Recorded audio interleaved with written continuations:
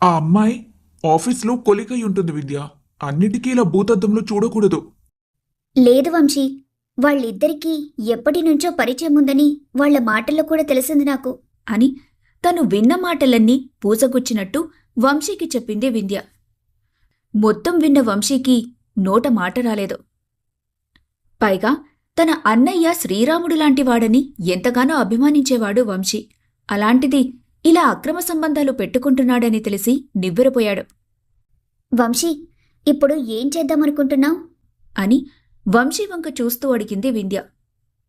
ప్రస్తుతానికి ఏమి చెయ్యొద్దు కానీ అన్నయ్యతో పర్సనల్గా నేను మాట్లాడతాను. ఇంట్లో ఈ విషయం ఇంకా చెప్పకు. నాకు ఇలానే అనిపించింది. ముందు నువ్వు బావగారితో మాట్లాడు. ఆయన ఏమంటారో అసలు చూద్దాం. సరే కాని ఇంటికేనా వెళ్తున్నావు, లేదా కిరాణా స్టోర్కి కూడా వెళ్ళాలా? ఇంటికి. మొన్నొకసారి మీ పేరెంట్స్ వచ్చారన్నావు కదా. అమ్మాయి ఎలాగో వాళ్ళని లోపలికి రానివ్వట్లేదు. మనమైనా వెళ్ళి మీట్ అవుదామా? ఈరోజు సార్ గారి బ్రెయిన్ ఏంటి ఇంత షార్ప్గా పనిచేస్తుంది? పెళ్లి తర్వాత ఫస్ట్ టైం భర్త పుట్టింటికి తీసుకెళ్తానంటే ఏ భార్య అయినా వద్దంటుందా పతిగారు? ఇవాళ్టితో నేను కష్టపడ్డ దానికి ఫలితంగా డ్రాయి వేసొచ్చాను. దాని ప్రతిఫలం ఎలా ఉంటుందో కొద్ది రోజుల్లో తెలుస్తుంది. ఖచ్చితంగా నీ కృషి పట్టుదల మనల్ని ముందుకు నడిపిస్తాయి వంశీ అని బైకెక్కింది వింధ్య. వంశీ నేరుగా వింధ్య పుట్టింటికి తీసుకుని వెళ్లాడు. కూతుర్ని అల్లుణ్ణి చూడగానే శ్రీనివాస్ రజనీ మొహాలు మతాబుల్లా వెలిగిపోయాయి. రజనీకైతే కాళ్ళు చేతులాడక హడావిడి పడిపోయింది. అమ్మా, నువ్వెందుకంత హడావిడి పడిపోతున్నావు? ఫస్ట్ టైం అల్లుడి గారితో ఇంటికొచ్చావు కదమ్మా, ఆ మాత్రం కంగారు మీ అమ్మకెందుకుండదు అని చిన్నగా నవ్వి కూతురి తలనిమిరాడు శ్రీనివాస్. నాన్నా, నువ్వు కూడా ఏంటి అని చిట్టి కువ్వల తండ్రి గుండెల్లో ఒదిగిపోయింది వింధ్య. కూతురితో మాట్లాడి కొన్ని నెలలే అయినప్పటికీ కొన్ని యుగాలు గడిచినట్టు అనిపించింది శ్రీనివాస్కి. కూతురిని హత్తుకోగాని అతని గుండెల్లో భారమంతా దిగి కళ్లల్లో చిరుతడిగా చేరింది. రండి అల్లుడుగారు లోపలికి అని అభిమానంగా వంశీని ఆహ్వానించింది రజని. ముందు ఇద్దరికీ కలిపి హారతివ్వు రజని.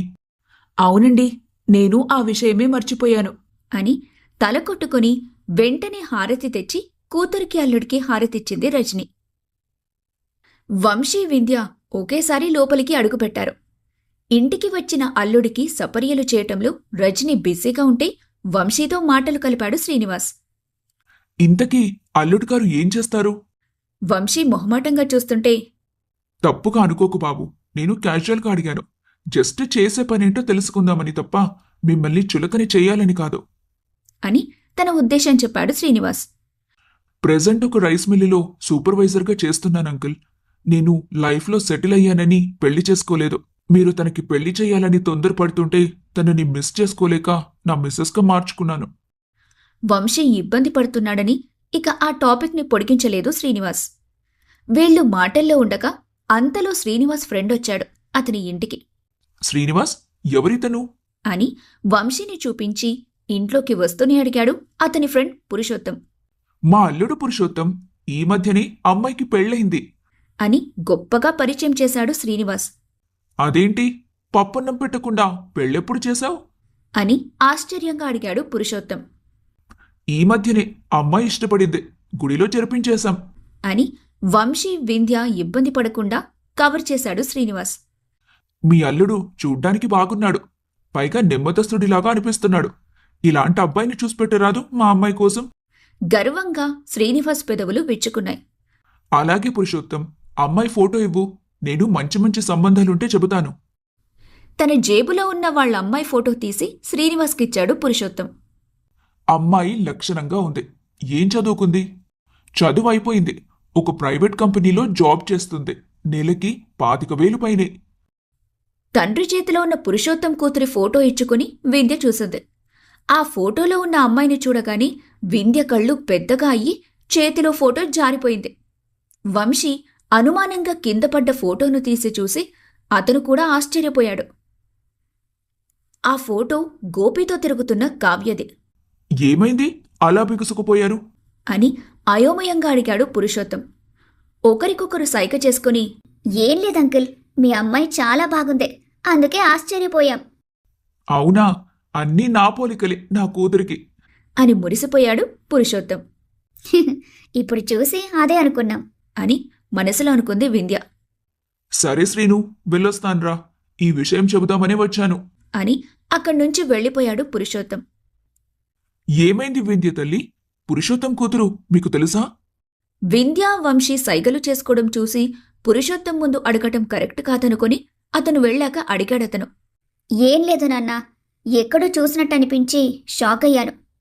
కనిపించినా కనిపిస్తుంది తల్లి. ఈ అమ్మాయి విలాసాలకు అలవాటు పడి ఎవరి బండి పడితే వాళ్ల బండికి తిరుగుతుంది. ఇలాంటి అమ్మాయికి సంబంధాలు చూస్తే మధ్యవర్తిగా ఉన్నందుకు మనపై గొడవకొస్తారు పెళ్లివాళ్లు. ఎందుకొచ్చింది? అని ఆ ఫోటో తీసుకెళ్లి డస్ట్బిన్లో పడేశాడు శ్రీనివాస్. ఎవరితో పడితే వాళ్లతో తిరగడమేంటి నాన్నా? మొన్న నేను మార్కెట్ సైడ్ వెళ్తుంటే ఇదిగో ఈ అమ్మాయి ఎవరితోనో బైక్పై వెళ్తూ కనిపించింది. అని తన ఫోన్లో తీసిన ఫోటోలు చూపించాడు శ్రీనివాస్. అవి చూడగానే వంశీ, వింధ్య షాక్ అయిపోయారు. నిజమే, అబ్బాయి తన ఇంటివాడు కాబట్టి తాము చూశారు. అలానే అమ్మాయికి తెలిసిన ఫ్యామిలీలు ఎన్నో ఉంటాయి. వాళ్లందరూ ఇలా ఫోటోలు తీసుకొనుంటే తన ఇంటి పరువు మొత్తం బజార్న పడుతుందనుకున్నాడు వంశీ. వంశీ అని అతని భుజంపై చేతిని వేసి మెల్లిగా పిలిచింది వింధ్య. వింధ్య, నేను బయటికెళ్తున్నాను. నేను వచ్చేస్తానాగు. అత్తయ్య గారు ఎదురు చూస్తూ ఉంటారు నా కోసం. అని వంశీ చేతిని పట్టుకుంది వింధ్య.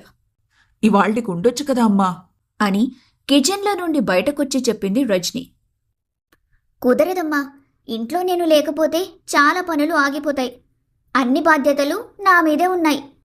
తన కష్టాలు తెలిస్తే తల్లిదండ్రులు బాధపడతారని. కాని వాళ్లకు తెలియని కష్టాలా? అవన్నీ కళ్ళారా చూసేశారు వాళ్ళు. ఇంట్లో గుట్టు బయటపెట్టని వింధ్యను చూసి ఆమెపై ప్రేమ పొంగింది వంశీకి. రజని వండిన స్నాక్స్ తినేసి వింధ్యను తీసుకుని ఇంటికి బయలుదేరాడు వంశీ. వాళ్ళిద్దరూ ఇంటికి చేరుకునేసరికి గోపి కూడా బయటినుంచి అప్పుడే వచ్చాడు. వింధ్య, లోపలికి వెళ్ళు. నేను అన్నయ్యతో మాట్లాడొస్తాను అని ఆమెను పంపేసి, అన్నయ్య. హా, చెప్పు వంశీ. అని వెళ్తున్నవాడాగి పొగరుగా అడిగాడు గోపి. ఎక్కడి నుండి వస్తున్నావన్నయ్యా? హెడ్డేక్గా ఉంది, అందుకని ఆఫీస్కి మధ్యాహ్నం నుండి లీవ్ పెట్టేసి వచ్చేశాను. అని రెక్లెస్గా ఆన్సర్ ఇచ్చాడు గోపి. మరి వదిన నువ్వు ఒకే ఆఫీస్ కదా, వదినకి చెప్పేసే వచ్చావా? అదేం ప్రశ్న? నిజానికి గోపి అయితే సరితతో మార్నింగ్ నుండి లీవ్ పెడుతున్నానని చెప్పేసి ఇంట్లో ఉన్నట్టే కలరింగ్ ఇచ్చాడు. అడగాలనిపించిందన్నయ్యా అని గోపిని బాగా అబ్జర్వ్ చేశాడు. తనకి చెప్పకుండా నేనేది చెయ్యను, సరితకు చెప్పే వచ్చాను. అయితే ఇల్లీగల్ రిలేషన్ కూడా ఉందని చెప్పుంటావు కదా, దానికి వదిన ఏమనలేదా? అంతే. తమ్ముడలాంటి ప్రశ్న అడుగుతాడని ఊహించని గోపి షాక్ అయిపోయి చుట్టూ చూశాడు, ఎవరైనా వినేశారా అని. ఎవరూ చూడలేదులే అన్నయ్య, చూస్తే పోయేది మన బరువేగా. అందుకే సీక్రెట్గా అడుగుతున్నాను. చెప్పు, నీ ఇల్లీగల్ రిలేషన్ గురించి కూడా వదినకి చెప్పావా? అని మరోసారి రెట్టించాడు వంశీ. ఏం మాట్లాడుతున్నావు? ఇల్లీగల్ రిలేషన్ ఏంటి?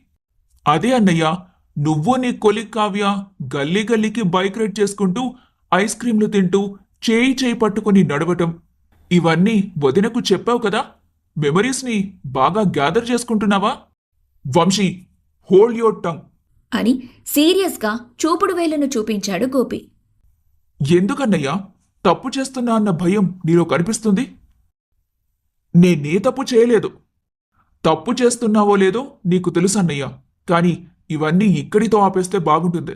వదినకి తెలిసిన రోజు నీ గతేమవుతుందో ఎవ్వరూ ఊహించలేరు. వంశీ, నా పర్సనల్ మ్యాటర్లో కల్పించుకోకు, మర్యాదగా ఉండదు. నీకేం రైట్స్ ఉన్నాయని నా లైఫ్లో వేలు పెడతావురా? అని వంశీపై చేయెత్తాడు గోపి. ఒకే కడుపున పుట్టిన వాళ్ళమన్నయ్యా. ఒక అన్నకి తమ్ముడిగా నీకు చెప్పాలనుకున్నాను. నా అన్నయ్య తప్పుడు దారిలో నడుస్తుంటే దాన్ని సరిచేసే బాధ్యత కూడా నాకుంది. అందుకే చెబుతున్నాను, ఇవన్నీ ఇక్కడితో వదిలేసి వదినతో హ్యాపీగా ఉండు. నువ్వు చెప్తే నేను వినాలా? Get out of my life. నేను ఏం చేయాలో నాకు బాగా తెలుసు. ఇంకొకసారి ఈ విషయం నాకే కాదు, ఎక్కడ చెప్పినా మర్యాదకుండదు. ఎక్కడ దొరికారా నువ్వు నీ పెళ్ళాం?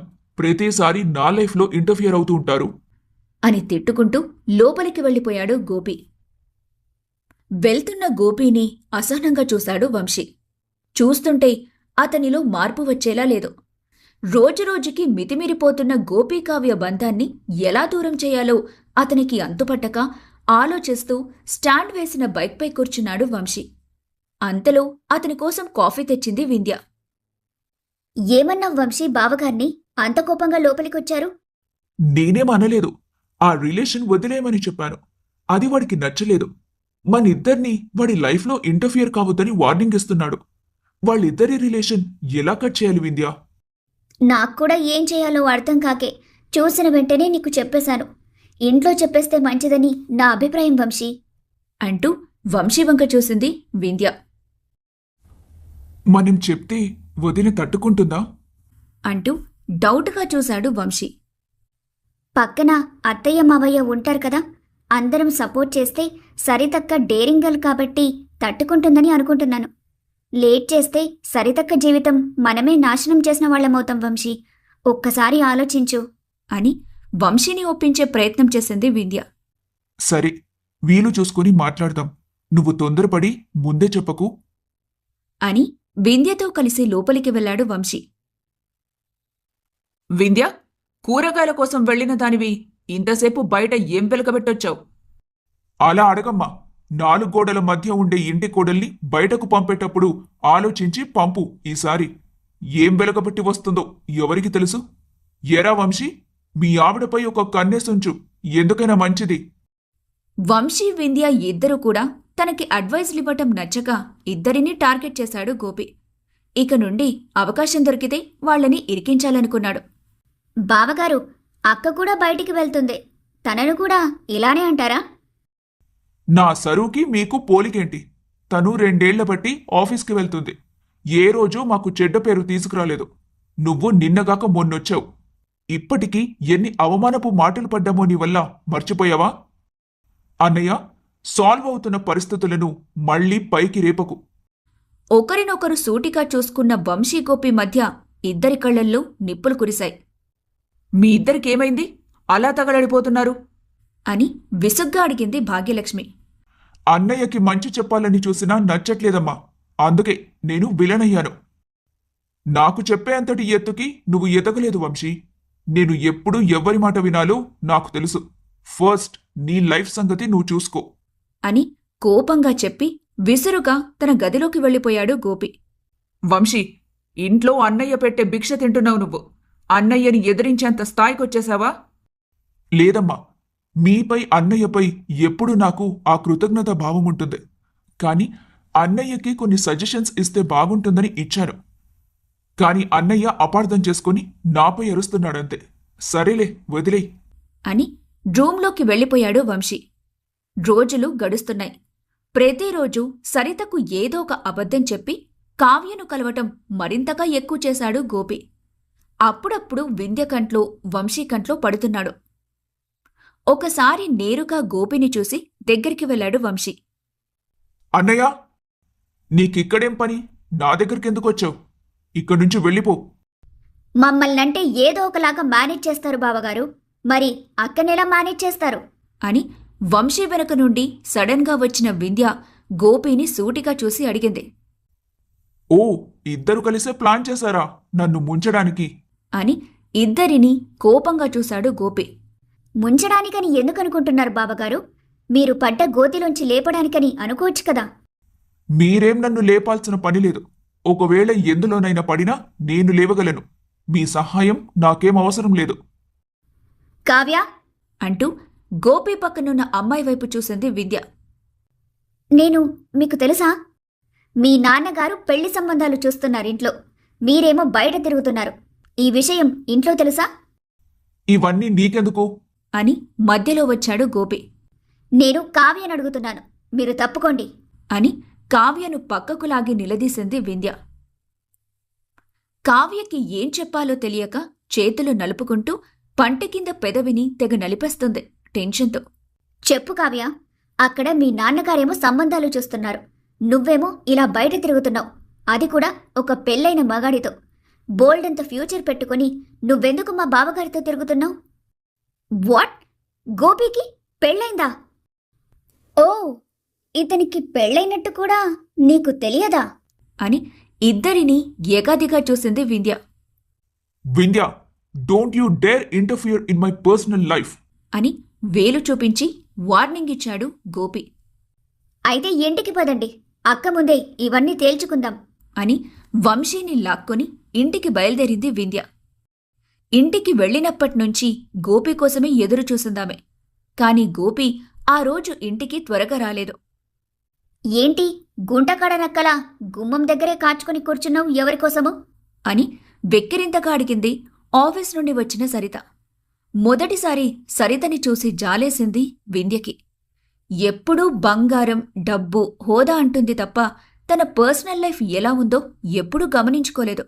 తినడం, పడుకోవడం, ఆఫీస్కి వెళ్లడం ఇంతే చూసుకుంది. అసలు గోపి ప్రవర్తన, మాటలు చూశాక సరిత, గోపి మధ్య దాంపత్య బంధం ఏ విధంగా ఉంటుందో కూడా వింధ్యకి అర్థం కాలేదు. ఏం లేదక్కా, బావగారి కోసం ఎదురు చూస్తున్నాను. ఆయనతో మాట్లాడే పనుంది అని వచ్చిరాని నవ్వు నవ్వింది వింధ్య. ఇప్పుడు గోపితో మాట్లాడే పనేంటి? అని కళ్ళు చిన్నవి చేసింది సరిత. డబ్బులేమైనా అప్పు కావాలేమో అని వెటకారంగా అంది భాగ్యలక్ష్మి వాళ్ల మాటలు విని. అదేం లేదత్తయ్యా, బావగారితో కొన్ని తేల్చుకోవాల్సిన లెక్కలున్నాయి. వాళ్ల ముగ్గురు మాటల్లో ఉండగానే గోపి రానే వచ్చాడు. అతని కళ్లల్లో భయం కాని, బెదురు కాని ఏవీ కనిపించలేదు వింధ్యకి. పైపెచ్చు అతని కళ్లల్లో కన్నింగ్నెస్ మాత్రం బీభత్సంగా కనబడిందామెకి. ఇదేంటి, ఇవాళ ఇంట్లో చెప్పేస్తానన్నా సరే ఇంత ధైర్యంగా వస్తున్నారు అని అనుమానంగా అనుకుంది వింధ్య. ఏంటి, ముగ్గురు దారికి అడ్డుగా మీటింగ్ పెట్టారు? అని ఏమీ తెలియనట్టు అడిగాడు గోపి. వింధ్య మీతో మాట్లాడాలని అంటుంది గోపి. తనతో తేల్చుకోవాల్సిన లెక్కలున్నాయి అంటుంది. మీకేమైనా తెలుసా? లేదే, నాకు ఎలాంటి లెక్కలు తెలియదే అని చాలా అమాయకంగా అన్నాడు గోపి. గోపి మాటల్లో ఏదో హేళన గమనించింది వింధ్య. గట్టిగా ఊపిరి తీసుకుని వదిలి ఒకసారి వంశీవంక చూసింది. అతను కూడా పరిస్థితులు చేయి దాటిపోయేలా ఉన్నాయని చెప్పమన్నట్టుగా సైగ చేశాడు. అక్క, అత్తయ్య, బావగారి గురించి నాకు తెలిసిన ఒక విషయం చెప్పాలనుకుంటున్నాను అని భాగ్యలక్ష్మి సరితలను మార్చి మార్చి చూసింది వింధ్య. ఏంటది అన్నట్టుగా వింధ్యను చూశారు వాళ్ళిద్దరూ. బావగారు వేరొక అమ్మాయితో ఎఫైర్ పెట్టుకున్నారు అని కుండ బద్దలు కొట్టినట్టు చెప్పింది వింధ్య. ఏం మాట్లాడుతున్నావు నా భర్త గురించి? అని వెంటనే వింధ్య చెంప పగలగొట్టింది సరిత. సరిత రియాక్షన్ చూసి వంశీ కూడా షాక్ అయిపోయాడు. అక్కా అంటూ చెంప మీద చేతులు పెట్టుకుని ఆశ్చర్యంగా చూసింది వింధ్య. ఇంకోసారి అక్క తొక్క అంటే తోలు తీస్తాను. నా భర్త గురించి ఇలా అబద్ధాలు చెప్పడానికి నీకు ఎంత ధైర్యమే? అని వింధ్య జుట్టు పట్టుకుంది సరిత. నోటి మాటకి ఖర్చముంది సరిత. ఎన్నైనా అంటుంది. దీని మాటలు మనం నమ్మి నా కొడుకుని అనుమానిస్తే కళ్ళు పోతాయి అని వింధ్యను కళ్ళురిమి చూసి సరితని వెనకేసుకొచ్చింది భాగ్యలక్ష్మి. కనీసం అమ్మాయి ఎవరు ఏంటి అని కూడా అడగవా అక్క? అని బాధగా అంది వింధ్య. తను వంశీ కలిసి తన జీవితం ఎక్కడ పాడవుతుందో అని భయపడితే సరిత మాత్రం గుడ్డిగా భర్తను నమ్ముతుందని లోలోనే బాధపడింది వింధ్య. భాగ్యలక్ష్మి సరిత చూడకుండా వంకరగా నవ్వాడు గోపి. ఆ నవ్వు వంశీ వింధ్యల చూపు దాటిపోలేదు. అలా అడిగితే నా భర్తను అనుమానించినట్టే అవుతుంది. నా భర్త శ్రీరామచంద్రుడితో సమానం. నువ్వెవరివే? నిన్న కాక మొన్నొచ్చి నా భర్తపై నిందలు వేస్తున్నావు అని వింధ్యపై మరోసారి చెయ్యెత్తింది సరిత. ఈసారి స్పృహలోనే ఉన్న వంశీ సరిత చేతిని అడ్డుకున్నాడు. వంశీ, అడ్డు తప్పుకొని నా చెయ్యొదులు అని కమాండ్ చేసింది సరిత. వదినా, వింధ్య చెప్పేది ఒకసారి పూర్తిగా విని ఉంటే మీ ఫ్యూచర్ బాగుండేది. లేదంటే నీ చేతులారా నువ్వే నీ జీవితాన్ని నాశనం చేసుకున్న దానివవుతావు. ఏం చెప్తారు? గోపి ఇంకో అమ్మాయితో తిరుగుతున్నాడు, తనతో కొన్ని రోజుల నుండి ఇల్లీగల్ రిలేషన్ మెయింటైన్ చేస్తున్నాడు అని చెప్తారా? అని ఎదురు ప్రశ్నించింది సరిత. అవునమ్మా, అంతకంటే వీళ్ళు ఏం చేయగలరు? ఇలాంటి ముష్టి పనులు తప్ప. ఇవాళ మావి ముష్టి పనులనుకుంటే తర్వాత మీరే ముంచెత్తిపోతారత్తయ్య. నా దగ్గర సాక్ష్యం కూడా ఉంది. బావగారు వేరొక అమ్మాయితో ఉన్నట్టు. అప్పుడు కూడా నమ్మరా? ఎవరు? మా కొలీగ్ కావ్యతో ఆమె చేతులు పట్టుకునున్న ఫోటోనేనా? అని చిన్నగా నవ్వి తన ఫోన్లో ఉన్న ఫోటో చూపించింది సరిత. సరిత ప్రవర్తిస్తున్న తీరుకి వింధ్యకి వంశీకైతే ఆమెని లాగిపెట్టి కొట్టాలనిపించింది. ఆమెకి ఎంతగా కళ్ళు మూసుకుపోయాయో ఇద్దరికీ అర్థమవుతుంది. దానికి కారణం ఓ, ఈ ఫోటో ఎలా వచ్చిందో అని ఆలోచిస్తున్నారా? నిజానికి మీకంటే ముందే మీ కుట్ర గోపి నాకు ముందే చెప్పాడు అని గోపీకి తనకి మధ్య ఏం జరిగిందో బయటపెట్టింది సరిత. కొన్ని రోజుల క్రితం వంశీ ఎప్పుడైతే గోపీని నిలదీశాడో అప్పుడే గోపి మైండ్ అంతా మొద్దుబారిపోయింది. తమ్ముడినైతే ఎదురించేశాడు కాని ఈ విషయం సరిత వరకు వెళ్తే ఎంత రచ్చవుతుందో అతనికి కూడా తెలుసు. అందుకే ముందుగా ఆలోచించి భాగ్యలక్ష్మి సరితలను తనకి అనుకూలంగా ఇన్ఫ్లుయెన్స్ చేశాడు గోపి. వింధ్యావంశీ ఇంట్లో లేని సమయంలో సరిత భాగ్యలక్ష్మిలను కూర్చోపెట్టి కావ్య తను కలిసున్న ఫోటో ఒకటి చూపించాడు. భాగ్యలక్ష్మి సరిత ఇద్దరూ కూడా గోపీపై విరుచుకుపడ్డారు ఒక్క క్షణం. వెంటనే వాళ్ళని అడ్డుకొని ఆగండి, ఇది నేను చేసిన పని కాదు. వంశీ వింధ్య మన కాపురంలో చిచ్చు పెట్టడానికి ఒక స్టూడియో వాళ్లతో టైఅప్ అయి మార్ఫింగ్ ఫోటో క్రియేట్ చేశారు. అసలే వింధ్యావంశీ అంటే చులకన భావమున్న భాగ్యలక్ష్మి సరితలు అది నిజమే అనుకొని నమ్మేశారు. వీళ్ళని ఎంత బాగా చూసినా వీళ్ళు మనల్ని కాటేసే రకాలు. ఇక నుండైనా మీరు జాగ్రత్తగా ఉండండి అత్తయ్య. అమ్మయ్య, ప్రస్తుతానికి గండం నుండి గట్టెక్కేసినట్టే. గోపి, నువ్వేమీ కంగారు పడకు. వాళ్ళు ఎన్నబద్ధాలు చెప్పినా నువ్వేంటో నాకు తెలుసు అని ప్రేమగా భర్త గుండెలపై వాలింది సరిత. మీ జంటకు ఏ దిష్టి తగలకూడదమ్మా అని తన 2 చేతులతో మెటికలు విరిచింది భాగ్యలక్ష్మి. గోపి తమకి చెప్పింది గుర్తు చేసుకున్నారు భాగ్యలక్ష్మి సరితలు. గోపి ముందస్తు జాగ్రత్త చూసి విస్తుపోయారు వింధ్య వంశీలు. అమ్మా, ఇన్నాళ్ళు నా తమ్ముడిని ఒకే ఒక్క కారణంతో ఎలాంటి భేదభావం లేకుండా వాళ్ళిద్దరినీ నా సొంత వాళ్లల్లా చూశాను. ఈరోజు నా కాపురానికి ఎసరు పెట్టడానికి సిద్ధమయ్యారు. రేపు నిన్ను నాన్నను కూడా విడదీసినా ఆశ్చర్యపోవాల్సిన అవసరం లేదు. ఇలాంటి వాళ్లని ఇంట్లో ఉంచుకోవడం మహా ప్రమాదమమ్మా. అందుకే ఇక నుంచి ఈ ఇంట్లో నేనైనా ఉండాలి, వాళ్లైనా ఉండాలి అంటూ కర్కశంగా వింధ్యవంక చూశాడు గోపి. గోపి మాట విని వంశీని బయటకు పంపించనుందా భాగ్యలక్ష్మి? సరిత జీవితం ఏం కానుంది?